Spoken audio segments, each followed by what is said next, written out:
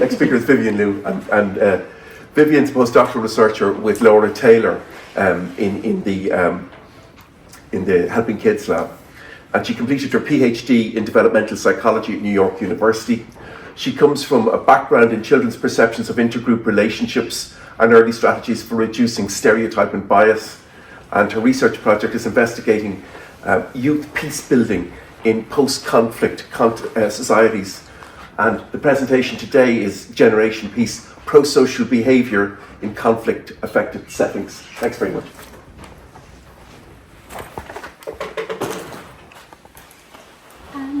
Hi everyone, my name is Vivian Liu. Thank you for that kind introduction. I'm a postdoc working with Dr. Laura Taylor in the psychology department. And today I'm very excited to tell you more about our project, Generation Peace, which looks at how youth can help break the cycle of violence around the world. So in our current world, over 1 billion youth right now live in conflict-affected areas, and roughly about 60% of conflicts reoccur even after the signing of a peace accord. So in such settings, if discussed at all, young people are often seen as either perpetrators, so in the form of child soldiers, or as victims that are pretty much helpless in such environments. But our project, Generation Peace, really takes a look at the situation from a new perspective on how youth can also be really active and agentic peace builders in their environments. So this project, we think, is very uniquely positioned to examine youth peace building through 4 key innovations. So one, it really changes the focus of this peace building research. So instead of understanding peace through just looking at war, we take the approach of quality peace, which looks at peace through a continuum. So traditionally, people think of peace as the absence of war. As long as people are not actively fighting, then there should be peace. But the idea of quality peace argues that we should be looking at peace on a spectrum. So even in countries that have currently stable democracies and are not engaged in violence, it's possible to look at what are some ways to improve intergroup relationships and other social issues even within that context. And then second, we also look at the idea of youth agency, which recognizes that young people are constructively influencing the social world that they live in. So when thinking about peace building, a lot of us tend to think about large-scale things that governments can do, so treaties, policies, and so on. But there has really been a shift in research looking at recognizing what we call everyday peace building, where normal people of all ages, and in our focus, especially young people, can help advance peace within their communities. So we really want to drive home this idea that young people are able to influence the world that they live in on multiple levels. So it could be small, like person-to-person things, like helping some classmates in their room, or on larger scale involvement, such as collective action and civic engagement. There are also 2 types of methodological innovations. So first, the idea of time. So unlike previous research, this project really wants to measure change at the pace that it unfolds. So our project wants to look at developmental periods across childhood, adolescence, and young adulthood. We want to look at within-person change across time. So we use a combination of field experiments and a longitudinal survey. And then one of the work packages I'll discuss in a bit more detail later codes historical and generational data that spans across 7 decades. And lastly, I just want to highlight that the project is multi-level, so we use innovative statistical approaches to model nested data.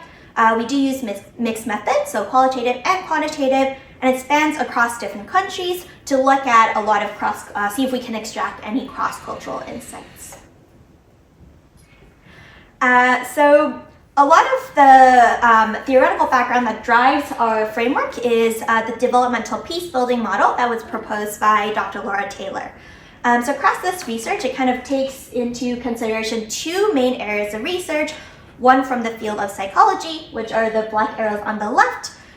So that traditionally studies how different levels of the social ecology affect a developing individual. So I'm assuming many of you will be familiar with the Bromford-Munner model with the macro, meso, and micro systems of society and how that influences the person.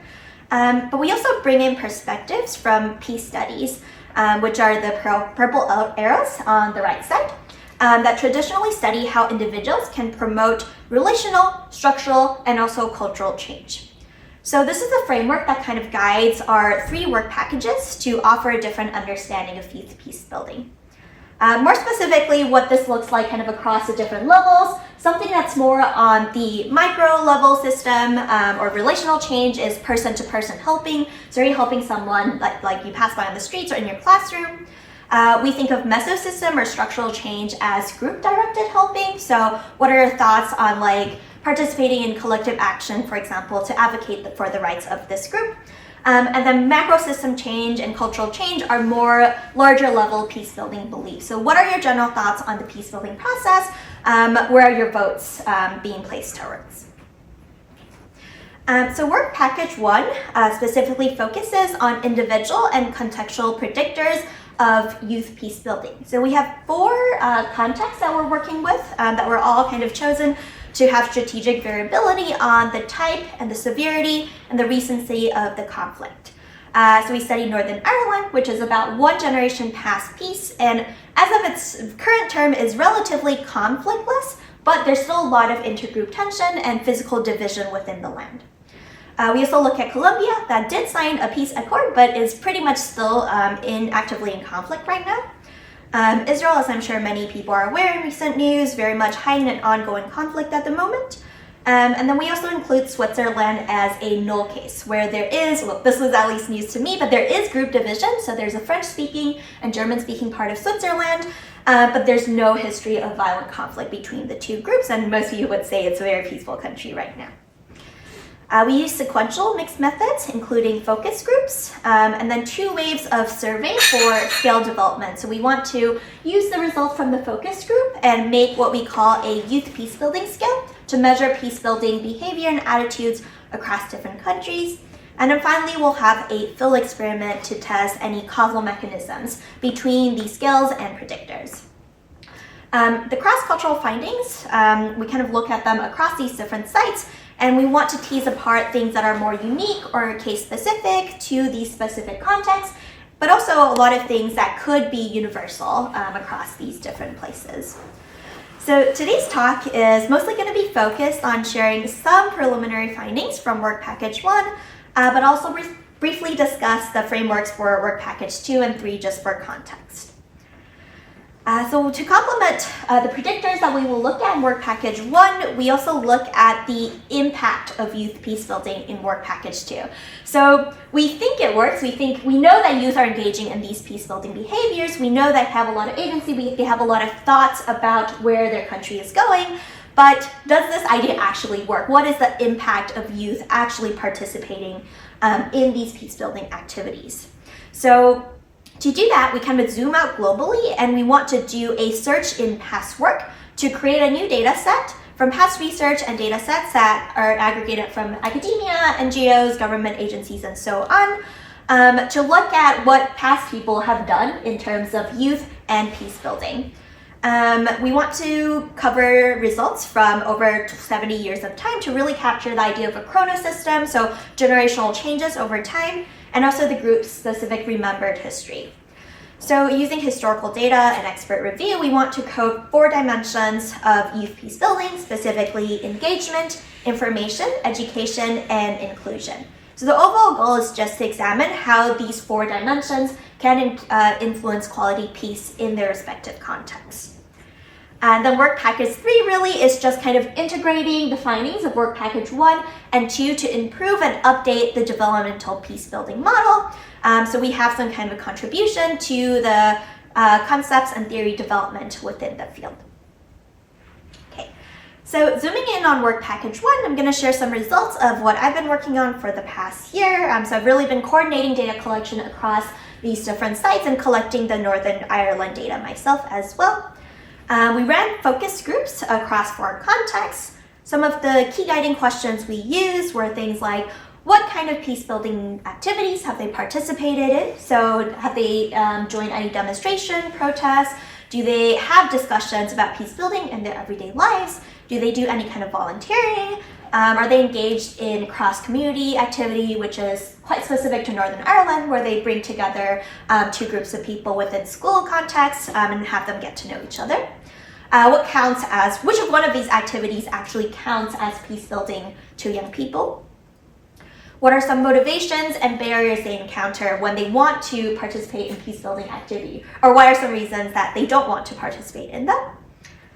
Their current perceptions on the peace-building process, and what should future peace-building work towards? So what do they perceive is happening now? What do we need in the future?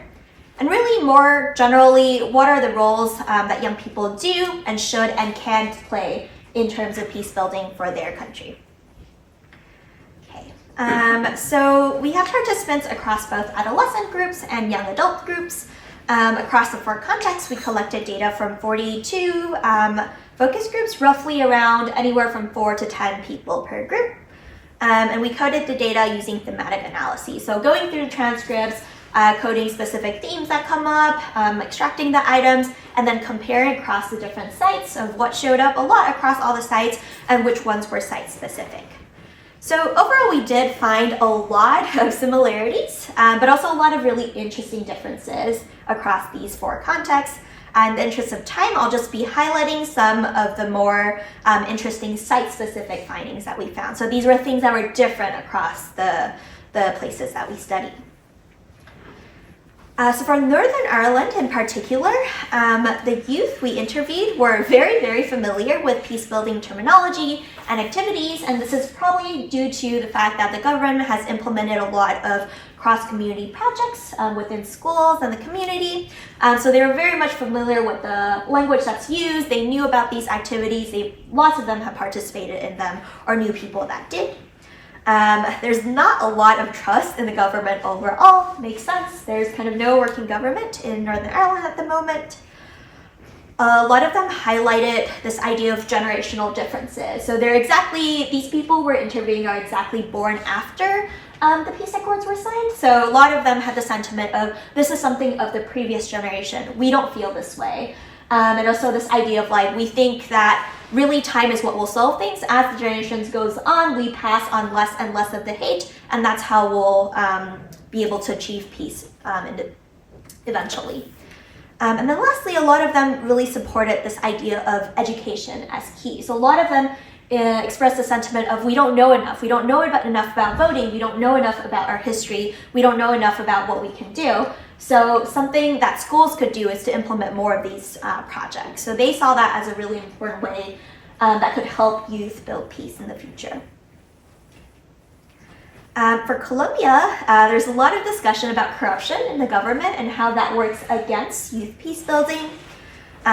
Youth also found protest art to be an especially important and useful avenue for them to express their beliefs and to express change, which was interestingly not really found for a lot of all 3 of our other contexts. They also stress on the importance of having peace symbols to constantly serve as reminders of this is what they're trying to work towards, of wearing pins or having these symbols across their environments to remind themselves what they believe in and where they want to go. And then, of course, there's discussion about the militarization within the government and how that could help promote peace in the future. Okay. We did have less focus groups ran between Israel and Switzerland, so I'll kind of talk about them on the same slide. Some of the themes that show up for Israel, again, this idea of demilitarization, a lot of discussions about the involvement of international forces, either more involvement or less involvement. And it was really interesting that these were youth that we were talking to. So some of them were as young as 14 and 15. They were already talking about this larger idea of situating their conflict within the rest of the world. This idea of having very extreme competing narratives that tell very, very different stories and how that really works against peace building. And then fear as a really strong motivating factor for driving them to engage in anything. So we asked a lot about what are your thoughts on participating in protests, on participating, what are your thoughts on voting, on helping people, and fear was just a very big thing to drive them to want change. So it actually is coming from a relatively emotionally negative place. Switzerland, on the other hand, a very polar opposite. They're very familiar, at least the youth we interviewed were quite unfamiliar with the concepts and terminology involved. Makes sense, they live in a very peaceful country. There's kind of no need for a lot of this. lot of them place emphasis on what, like, quote unquote, other social issues. So things like environmentalism, LGBTQA rights. And generally, it was very interesting. There was a perception of safety around a lot of these actions they could be involved in. So one of the youth, for example, said, "Oh, I feel like protests are a really, really good way to voice what you want because they're generally really safe and they're really easy to participate," which was not a sentiment that was shared by any of our other sites. Okay. So looking ahead, study 2 that's currently under development uses a longitudinal survey format. So the goal is kind of to develop and validate a youth peace building skill, which kind of captures youth behavior and attitudes towards peace building, and also any predictors that are associated with youth peace building. We want to do a survey at 2 time points, so 3 to 6 months apart, roughly 400 to 600 participants per age group per site. And really what we're trying to do is to use the results that we got from study 1 to the focus groups to create items and terms and phrases that capture youth peace building for youth in these contexts. So kind of taking a step back and zooming out at the overall impact we hope our project and we think our project can have, this was kind of designed in mind to deliver both academic and societal impact. So we're really trying to unite different disciplines that emphasize peace building just from different perspectives. So both psychology and peace studies to promote this new wave of peace science that's a little bit more cross collaboration across different fields. We are working with a group of global advisory board members that have people from academia, from peace organizations, from governmental organizations, and youth organizations to really identify how our project can help inform global policy and practices for things like UN youth, peace and security resolutions. And more broadly, we hope our project can serve as a blueprint for academics to study how young people can also tackle other kinds of systematic global challenges. So anything from poverty to climate changes, we think the results could be applicable there. Okay, that's all. Our research is funded by the Irish Research Council, and those are all of our collaborators. And thank you so much for sticking through the last presentation of this session.